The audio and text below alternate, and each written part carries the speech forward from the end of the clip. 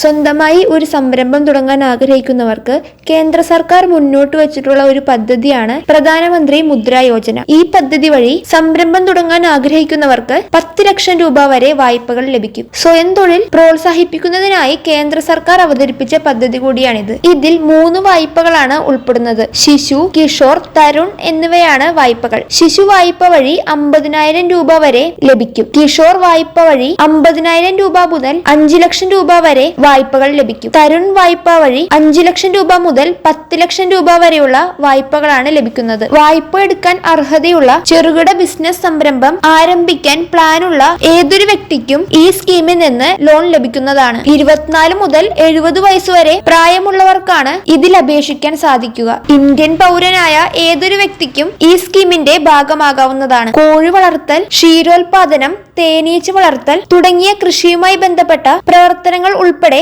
ഉൽപാദനം, വ്യാപാരം അല്ലെങ്കിൽ സേവന മേഖലകളിലെ വരുമാനം ഉണ്ടാക്കുന്ന സൂക്ഷ്മ സംരംഭങ്ങൾക്ക് 10 ലക്ഷം രൂപ വരെ വായ്പ ലഭിക്കും. കൂടാതെ ബിസിനസ് തുടങ്ങാൻ ആഗ്രഹിക്കുന്ന 24-നും 70-നും വയസ്സിൽ പ്രായമുള്ളവർക്ക് ഈ സ്കീമിന്റെ ആനുകൂല്യങ്ങൾ ലഭിക്കുന്നതാണ്. പൊതുമേഖലാ ബാങ്കുകൾ, സ്വകാര്യ മേഖലാ ബാങ്കുകൾ, സഹകരണ ബാങ്കുകൾ തുടങ്ങിയ ബാങ്കുകളിൽ നിന്ന് ഈ വായ്പ ലഭിക്കുന്നതാണ്. ബാങ്കുകളിൽ നേരിട്ടെത്തി വിശദമായ വിവരങ്ങൾ മനസ്സിലാക്കിക്കൊണ്ട് ഇതിന്റെ ഭാഗമാകാൻ സാധിക്കും.